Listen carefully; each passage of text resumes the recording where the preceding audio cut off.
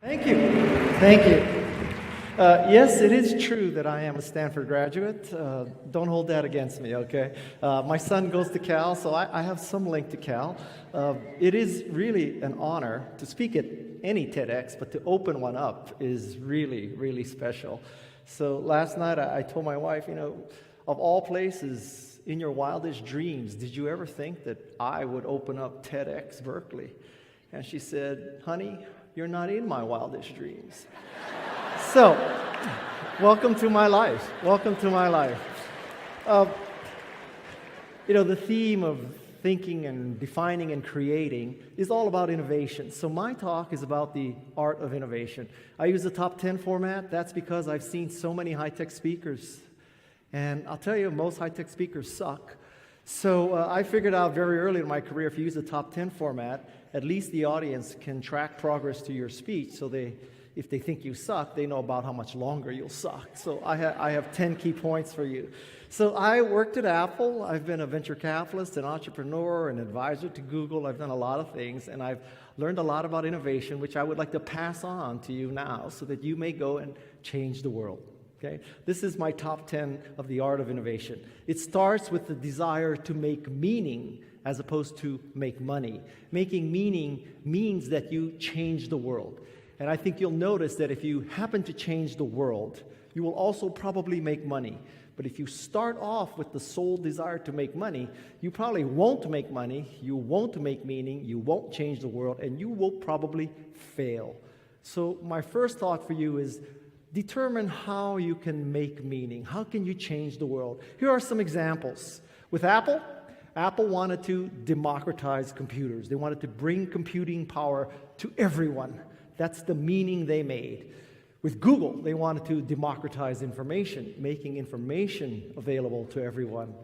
With eBay, they wanted to democratize commerce so that anyone with a website could stand toe-to-toe with any other large retailer.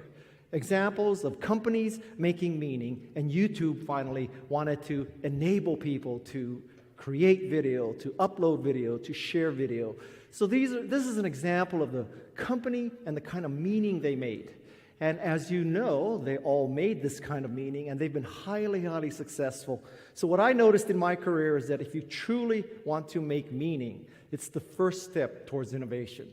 The second step is to make a mantra, a 2 or 3, maybe 4-word explanation of why your meaning should exist. This is an anti-example. This is the mission statement of Wendy's. The mission of Wendy's is to deliver superior quality products and services for our customers and communities through leadership, innovation, and partnerships. I have been through Wendy's many times in my life. I've eaten at Wendy's, I've driven through Wendy's, and in every occasion, it has never occurred to me that, Guy, what you are participating in is leadership, innovation, and partnerships. Excuse me, but I thought I was just getting French fries, Coke, and a hamburger. This is the problem with mission statements. Don't make a mission statement. Make a mantra.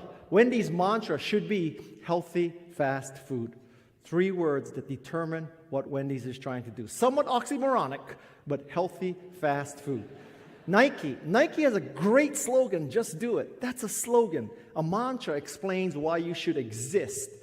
And the Nike mantra is authentic athletic performance.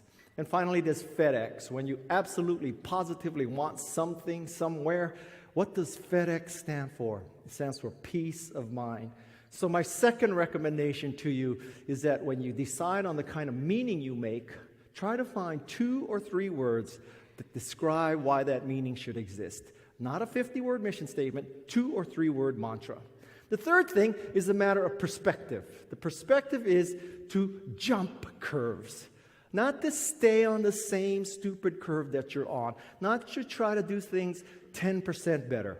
When we were creating the Macintosh, we were not trying to make a slightly better Apple II or a slightly better MS-DOS machine. We were trying to jump to the next curve of personal computing. The greatest example of this occurs in the ice business.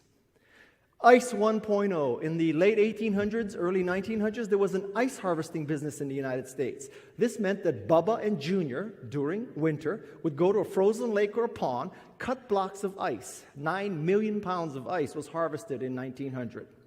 Their idea of innovation was bigger horse, more horses, bigger sleigh, sharper saw. But it was fundamentally wait for winter, live in a cold city, cut blocks of ice. 30 years later, we have Ice 2.0. Now we have the ice factory.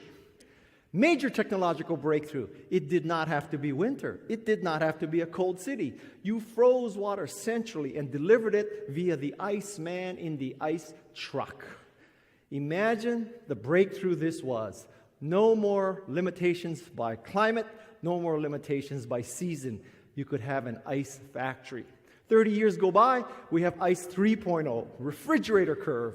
Now, it's not a matter of can you freeze water centrally, can you put it in a truck, can you deliver the ice to people. Now, everybody could have their own personal ice factory, a PC, if you will, a personal chiller. The very interesting story about all of these curves is that none of the organizations that were ice harvesters became ice factories, and ice factories did not become refrigerator companies, because most companies define themselves in terms of what they do, not the benefits they provide. If you define yourself as we cut blocks of ice out of lakes, you remain an ice harvester. If you define yourself as we freeze water centrally, you remain an ice factory. If you define yourself as we make a mechanical gadget called a refrigerator, then you stay on the refrigerator curve. Great innovation occurs when you get to the next curve, when you go from telephone to internet, when you go from daisy wheel printer to a laser printer to 3D printing. Great innovation occurs on the next curve. The fourth thing is to roll the dice. These are the 5 qualities of great innovation. Great innovation is deep, lots of features, lots of functionality. This is a picture of a fanning sandal made by Reef, arguably the deepest sandal ever made. Every sandal has one primary purpose, to protect your feet.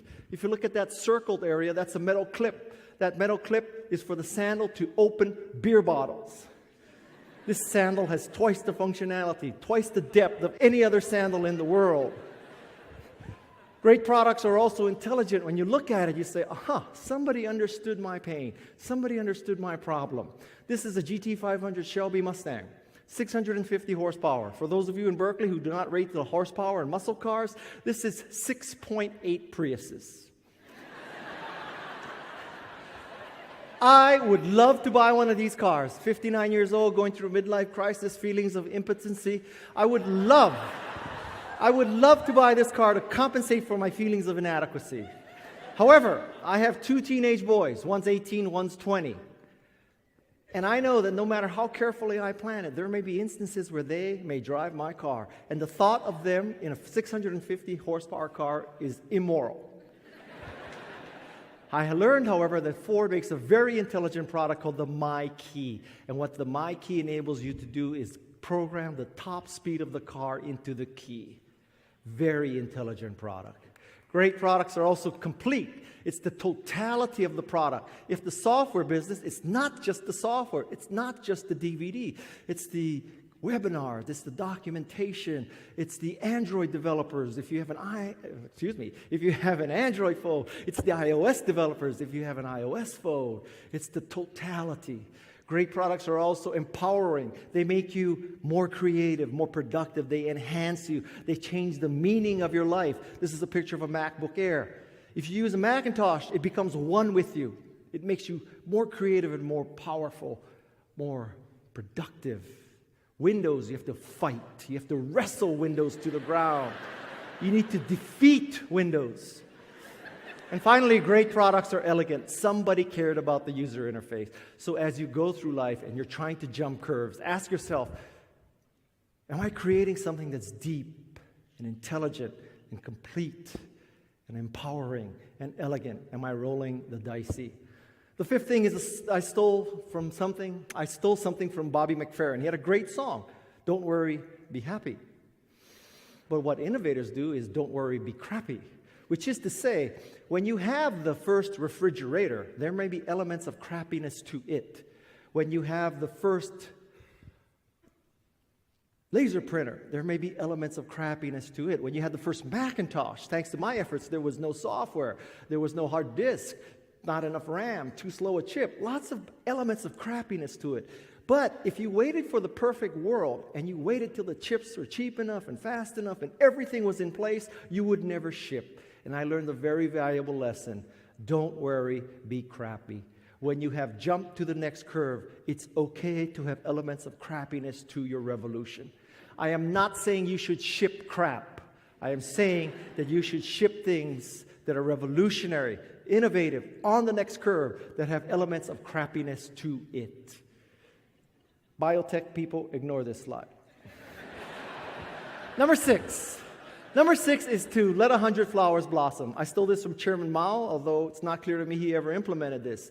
Letting 100 flowers blossom means that at the start of great innovation, you may think you have in mind exactly who your user is, exactly who your customer is, what they should do with your product. And you may be surprised that people are going to use your product in ways you did not anticipate. And it's going to be people who you did not anticipate would be using it at all. And when this occurs, hallelujah, thank God that it's occurring. Positioning and branding ultimately comes down to what the consumer decides, not to what you decide. So with Macintosh, we thought we had a spreadsheet database and word processing machine. We were 0 for 3 there. What made Macintosh successful was Aldous PageMaker. PageMaker created a field of flowers called desktop publishing. Desktop publishing was what saved Macintosh, not spreadsheet database or word processor.